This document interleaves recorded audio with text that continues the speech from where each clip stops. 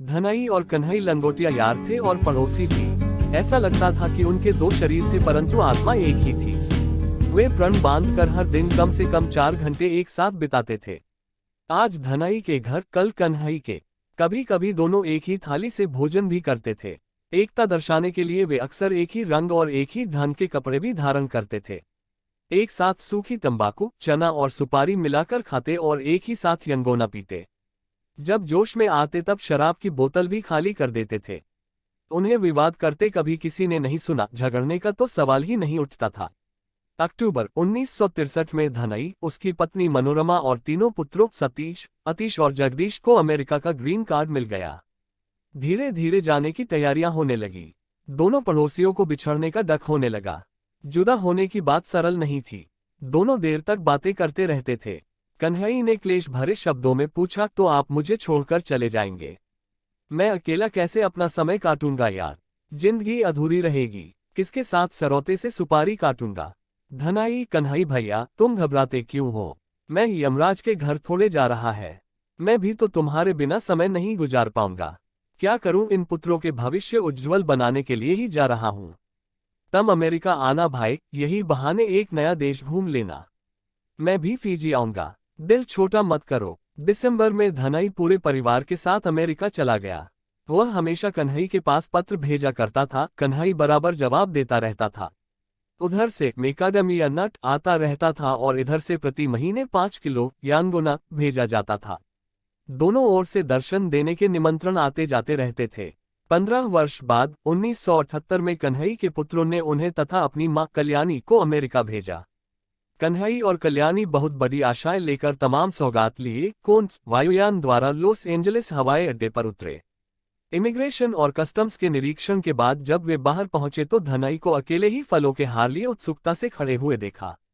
मनोरमा वहां नहीं थी, सतीश, अतीश और जगदीश भी नहीं। अब तो तीनों बहुत बड़े हो चुके होंगे। कन्हई ने अपनी दृष्टि चारों ओर दौड़ाई लेकिन उन्हें कोई नहीं दिखाई पड़ा। बड़ी निराशा हुई, आंखियां प्यासी ही रह गई। उन्होंने कल्याणी के कान में फुसफुसाया, कुछ गड़बड़ है। धनाई भाई के लिए आए हैं हमें लेने। ट्रॉलियां ठेलते हुए वे बाहर निकले। धनाई ने दोनों को ऑर्किड के हार पहनाए। जी भर के गले मिले। चो आंखें बाढ़ से ग्रस्त हो गई। कल्याणी से रहा न गया। वह पूछी बैठी, मनोरमा बहिनी क्यों नहीं आई भैया? बात काटते हुए धनई ने कहा, कल्याणी बहन हम पहले क्यों नहीं सामान वेन में लाद दे, तब मैं आपको संपूर्ण कहानी बताऊं। सामान लद गए। तीनों अंदर बैठे और मैक्सिकन वेन ड्राइवर आगे बढ़ा। हमें घर पहुंचते लगभग आधा घंटा लगेगा, धनई ने बताया। तब तक मैं आप लोगों को पारिवारिक पवाड़े सुनाता चलूंगा। सबसे पहले मैं यह बताना चाहूंगा कि मैंने आप लोगों से एक दुखद समाचार छिपा रखा था कि अब मनोरमा इस दुनिया में नहीं है। धनई फूटकर रोने लगा। कन्हई और कल्याणी ने उसे सांत्वना दी। धनई साहस इकट्ठा करके फिर उन्हें बताने लगा, भैया मनोरमा 6 महीने पहले चली गई। सब खेल बुरी तरह बिगड़ चुका है। सतीश, अतीश एक धनी परिवार की लड़कियों के साथ शादी करके घर से निकल गए। जगदीश साथ में है परंतु उसकी पत्नी पवन ने उसका कान भर कर मुझे मेरे ही घर से निकलवाकर गैराज में रहने का प्रबंध करवाया है। इतना बताकर वह फिर विलाप करने लगा। वे घर पहुंच गए। ड्राइवर ने सामान उतरवाकर गैराज में रखवा दिया। फिर वह अपना किराया लेकर चला गया। मनोरमा की अनुपस्थिति के कारण धनई का शरीर आधा गल चुका था। दैनिक कलह से वह बहुत तंग हो चुका था। जो लाडले पुत्र फीजी में एक आज्ञा पर विक्टोरिया पर्वत खोद कर बहा सकते थे, वे अमेरिका में उसी का गला दबाने लगे। 1-2 बार तो धनई को एक कमरे के अंदर बंद करके रखा जा चुका था। वह चुप्पी साध कर सब कुछ सह लेता था। किससे शिकायत करता? सामान गैराज में रख दिया गया। तब छोटा पुत्र जगदीश अपनी पत्नी पवन के साथ बाहर निकला। धनई ने परिचय कराया पर उस वक्त जगदीश जमीन की ओर और पवन आसमान की तरफ देख रहे थे। उन्हें उनसे मिलने में न प्रसन्नता हुई और न ही उन्होंने उसकी जरूरत समझी। धनई ने बेटे से कहा, जगदीश बहू से कहो कुछ चाय पानी तैयार कर दे। याद है तुम्हें जब तुम 3 साल के थे तब इन्हीं की गोद में पड़े रहते थे, इन्हीं के घर भोजन करते थे। ये हमारे पड़ोसी थे, फीजी में रहे होंगे, तो मैं क्या करूं? चाय बनाना तो इम्पॉसिबल है। पवन का शो शुरू होने वाला है, उसे देर हो रही है। What did the old man say? पवन ने पूछा। He wants you to make tea for the visitors. Jagdish ने बताया। ओल्ड मैन क्या मैं तुम्हारी नौकरानी हूँ? मैं तुमसे ऑर्डर क्यों लूँ? तुम तो दिन भर घर में बैठा रहता है, तुम क्यों नहीं चाय बनाता?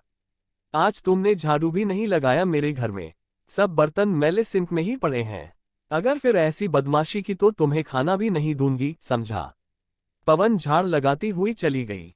पीछे पीछे पालतू कुत्ते की भांति जगदीश जैक भी भागा। भैया धनाई, यह क्या सुन रहा हूं मैं? यह निगोड़ी कहाँ से आ गई? मैं समझ गया पूरी बात। अच्छा यह बताए कि यह घर किसका है? कन्हई ने पूछा। घर मेरा है, मालकिन बनी है यह कमीनी। क्या करूं, अपना बेटा भी तो जोरू का गुलाम बन गया है। सतीश और अतीश के निकलते समय मैंने 20-20 हजार डॉलर दे दिया था। वे दोनों मेरे लिए समझो मर चुके हैं। अब जगदीश और उसकी हवा से बात करने वाली मेम मेरे पीछे पड़े हुए हैं। अपनी चीजें रखने के लिए मुझे एक कमरे से दूसरे में, दूसरे से तीसरे में और तीसरे से गराज में ट्रांसफर कर दिया है। गराज से कहाँ जाना है भगवान ही जाने, धनाई ने बताया। कन्हई, मैं समझ गया भैया की गराज से आपको कहाँ जाना है। मैं उस दिन को नहीं आने दूंगा। अपनी सभी जरूरी चीजें बांधिए। हम मियाँ बीबी के लौटने से पहले यहाँ से विदाई ले लें। बुलाए 2 टैक्सियां, सामान लाद कर हम कहीं अपार्टमेंट ले ले किराए पर। भैया, इस कुलक्षणी की बात मैं बर्दाश्त नहीं कर सकूंगा। एक मुंह से इसका मुंह मैं उत्तर से पश्चिम दिशा की ओर घुमा दूंगा। हाँ, एक बात और, घर संबंधी सभी कागजात साथ ले चलना। कल्याणी भाई साहब, आपकी आज्ञा हो तो मैं ही इस दुराचारिणी की स्वतंत्री वोकल कोर्ट लांछित कर दूं। मुझसे भी और सहन नहीं किया जा सकेगा। कन्हई और कल्याणी धनाई के सामान बैग में भरकर अपने सामान के साथ निकले फ्लैट ढूंढने। ड्राइवर को मालूम था, उसने उन्हें एक सुंदर अपार्टमेंट में रहने का बंदोबस्त करा दिया। नए फ्लैट में दिन ही दिन, बात की बात में सब सुविधाएं, भोजन सामग्री आदि संपूरित कर दी गई। धनाई पुराने दिलदार दोस्त के साथ स्थायी रूप से निवास करने लगा। वर्षों बाद उसने सुख की नींद का आभास किया। उसे मालूम हुआ जैसे भगवान ने उसका रक्षक भेज दिया हो।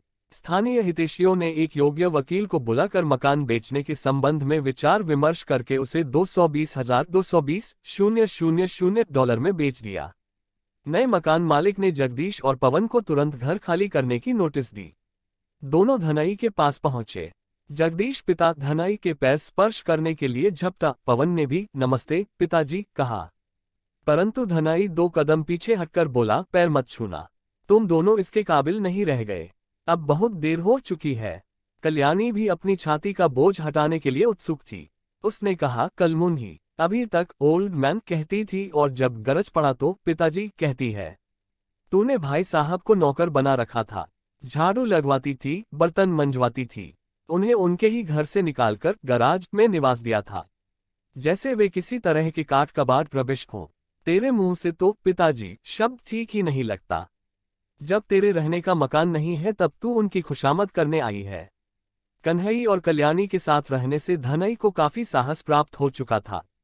उन्होंने बेटे और बहू से साफ शब्दों में कहा, तुम लोगों ने मुझे पशु समझ रखा था, विशेषकर बहू ने। मेरे ही घर में तुम दोनों मुझे परेशान कर रहे थे। अगर घर तुम्हारा होता तो शायद मुझे कूड़ा करकट में जिंदगी बितानी पड़ती। फिर भी तुम्हें 20,000 दे रहा हूं, जैसा कि तुम्हारे भाइयों को दिया था। तुमने मेरे अतिथियों का अनादर किया। जो लोग तुम्हें अपनी गोद से नीचे नहीं उतरने देते थे उन्हें तुमने जानना नहीं चाहा। एक गिलास पानी न दे सके उन्हें। मैंने तुम्हारे साथ अपने दिन कैसे काटे यह मैं ही जानता हूं। तुमने अपनी बेहया पत्नी के सिखाने पर अपनी स्वर्ण जैसी माता को नौकरानी बना रखा था। उसी सदमे के कारण वह हमसे जुदा हो गई, वरना वह अभी भी जीवित रहती। तुम दोनों उसके हत्यारे हो। लो ये 20,000। बेहया बहू कुलक्षणी, तुमने ही मेरे श्रवण कुमार जैसे बेटे को शैतान बना दिया है। दूर हट, ओझल हो जाओ मेरी आंखों के सामने से। धनई ने यह कहते हुए 20,000 डॉलर की कुछ गड्डियां उनके मुंह पर दे मारी। गड्डियों से नोट खुलकर जमीन पर इधर उधर जा गिरे। बेशर्म बहू ने लालचवश विनती की, मेरे प्यारे पिताजी, बात मानिए आप। मैंने आपके पुत्र को कुछ भी नहीं सिखाया है। आप चलिए न हमारे साथ। हम दूसरा मकान खरीदकर एक साथ ही रहेंगे। मैं आपकी सेवा करूंगी, पैर दबाऊंगी, आपके साथ अच्छा व्यवहार करूंगी। मैं आपकी बहू हूं, आपकी पुत्री जैसी। पिताजी, आशीर्वाद तो मैं तुझे अवश्य ही दूंगा। जा ओखर पर। मेरे पुत्र को बहकाकर तूने मेरे साथ जो सलूक किया है, भगवान ऐसा ही तेरे और तेरे पुत्र के मध्य करे। तू दरअसल मुझे नहीं चाहती है। तू चाहती है मेरा $200,000। अगर तुम दोनों मेरे साथ उचित व्यवहार करते तो घर तुम्हारा ही होता, लेकिन तुमने मेरे साथ क्या क्या नहीं किया। भाग यहाँ से प्रेतनी, धनाई ने धमकी दी। जाते जाते पवन जमीन पर बिखरे हुए नोट उठाने लगी, लेकिन कल्याणी ने उसे रोक दिया। कन्हई ने धनाई को कड़ाई से पेश आने के लिए बधाई दी। उसने धनाई से कहा, अभी उस 20,000 को अपने पास ही रखिए। खूब हैरान करके देना, अगर देना ही है तब।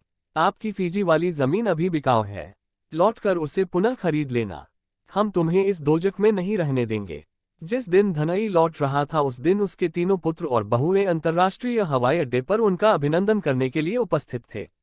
उन्होंने पिता को बताया कि वे फीजी घूमने आया करेंगे, परंतु धनाई ने उन्हें सावधान करते हुए बताया, मुझे देखने के लिए आने की कोई जरूरत नहीं है। जब यहाँ मुझे देखना नहीं चाहते थे तो फीजी क्या देखने आओगे।